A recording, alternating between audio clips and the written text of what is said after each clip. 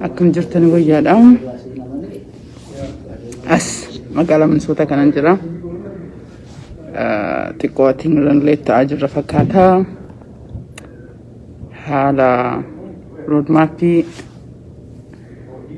Kongiresii addunyaa wajjinii har'a akka irratti press statementii qabnu peejii keenya irratti maxxansinee jirra.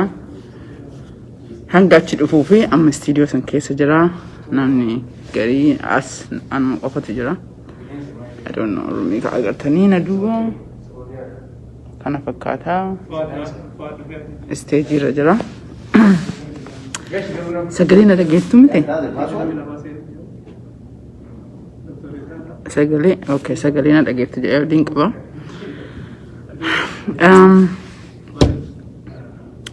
Akka dhiyeenya kana miidiyaa irra na dhabdanii namoonni hedduu na gaafatanii argaan quba qabaa hedduu galatoomaa mabaddee kanaan jettanii waa hedduu irra haasa'uun barbaada. Obviously hadda marii waa'ee yeroo baay'eef Oromoon otoo karoora maappiin baafatini balaa eega keessa buune booda akka nama hoomacha qabatu taana. So roadmapping sa irratti jechuudha bal'inaan haasofne jenna. Kaan ammoo yaadatan taate bara 2018 jijjiirama dhufe irratti jijjiirama nu kafallee finnee gareen nafxanyoota Abiy roadmappii kanitee hadha biyya asiin gahee jedhe jechuudha. Badiin keenya so badiisa irraa baruu qabnaa, jijjiiramuu qabnaa, guddatuu qabnaa. Bara marayyuu eega wanti tokko nu dabre booda eegalu darbe booda booyuu hin dandeenyu kun kadhumaati. Yeroo baay'eedhaa fi roadmappii kana irra dalagaa turre jechuudha. Beektonni as keessa jiran beektota gama adda addaa irraa walitti dhufanii diversity Oromoo kan eegee bahaa fi dhihaa kaabaa fi kibbaadha. Anyway, eega press conferencing dubbatamee booda yoo haalli naaf mijaahee as deebi'ee isinitti hima jechuudha. Ani mataan kiyyaa miidiyaa irraallee ni dhageettu jedhee abdiin qaba. Maaliidha maaf goonee maal ta'utti jira kan jedhu gar tokko irra dubbadhee jedhama. Gari kaaniin ammoo hin beektanii waa'ee advocacy daddalagee jedhama. Dubbiin akkuma amma alalaallee Facebook irratti dhufneetiin sirbanii deeman kanaa miti. It's much complicated. It's much hedduu complicated wanni Itoophiyaa kuni. Itti ana special envoy ka Horn of Africa Jeffrey Feltman ka beektan suni ji'a shaniin dura maal jedhee dubbatee Oromoon Itoophiyaadhaa fi parsantii 60 jedhe. Sammuu keenya keessa qabadha. Oromoon Itoophiyaadhaa fi parsantii 60. Oromoon Itoophiyaa fi parsantii 60 yoo ta'e nama 10 keessa namni 6 Oromoodha Itoophiyaa keessatti jechuudha. Nama 10 keessa namni 6 Oromoodha.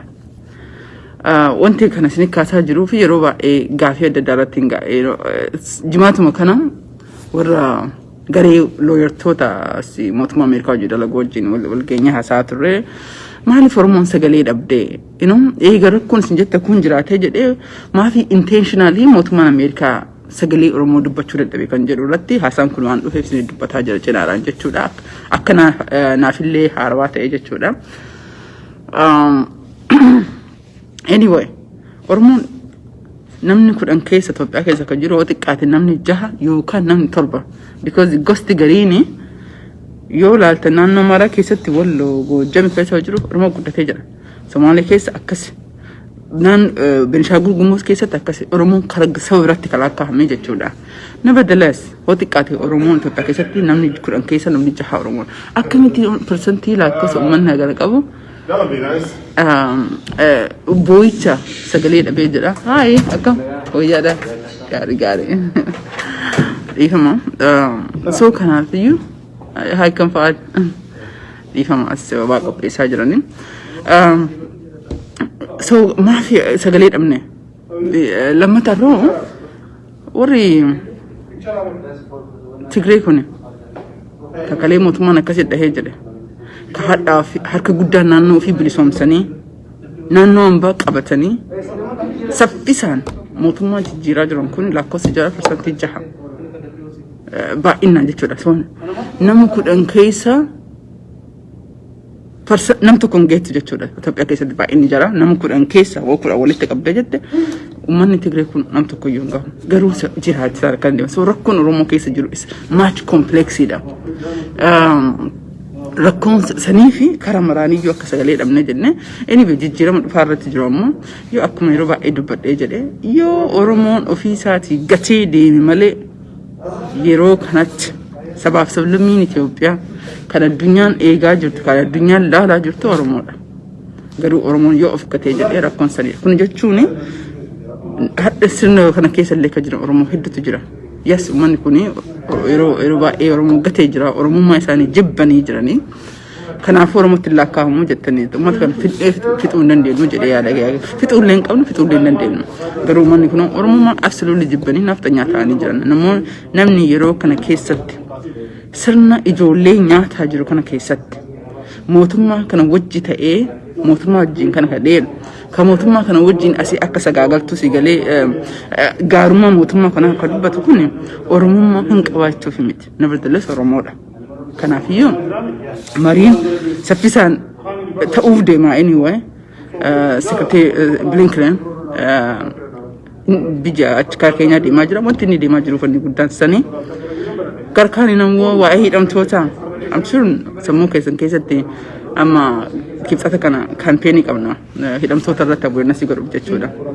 So yoo dhageeffattanii jettan yeroo as keessatti nama 473 jirtan namni kun torbaan dabre keessatti maal goone afaan qofaa miti dhiiroo beektanii afaan qofaa miti dalagaadhaan maal goone warra Tigree ilaalaa akkanatti ganda ofii ce'anii Oromiyaa keessatti as dhufanii Oromiyaa keessatti lolaa jiran Walloo keessatti lolaa jiran Oromoo wajjin kalolaa jiran kunniin advocacy hin dhaabne hiriira bahuu hin dhaabne xalaa barreessuu hin dhaabne isin ilmaan Oromoo nuti ilmaan Oromoo ani baay'ee disappointed ta'e as Minnesota hin jira.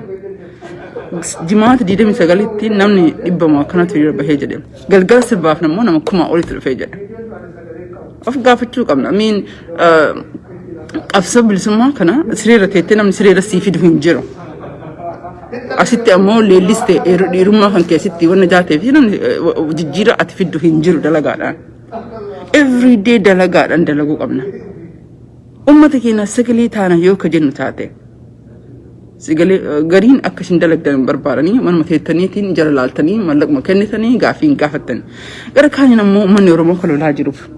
Uummanni Oromoo Itoophiyaa keessatti persentii namni 10 keessaa namni 6 Oromoodha isin jedhee jira.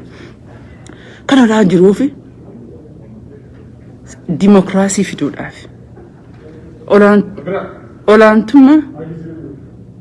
olaantummaa eenyuyyuu hin barbaannu du'uu hin barbaannu Oromoon amma booda ce'uu qaba ce'eeti Oromoon saba miliyoona 60 Oromoon mataa isaatti sirna bulchiinsaa isa barbaachisee jira. Oromoon mataa isaatti akkamitti akka waliin bulu akkamitti akka waliin jiraatu ijaarratuu qaba. Bora deebineetiin Oromoon warra nafxanyaa yookiin Amaara jennu kan maaf wallollee ni jirre sababaan jara iddatti wallolle sirna jara aadaa jara afaan jara irratti feeteedha. Sinigalee eenyummaa jara irratti feetee nuti gabbartuu taane aadaa jara faarsinee eenyummaa jara fudhannee jenne nuti Itoophiyaa gaariidha. Itoophiyaa gaariidha yoo hin fudhatin ammoo Itoophiyaa hamaadha. Anyway walitti deebinee haasofnaa wannan kanatti isinitti maa jiruu fi xiinxala keessa deemnee ilaaluu qabna. Jijjiirama dhufaa jiru kun jijjiirama dhumaa ta'uu qaba. Itoophiyaadhaafis Oromoodhaafis.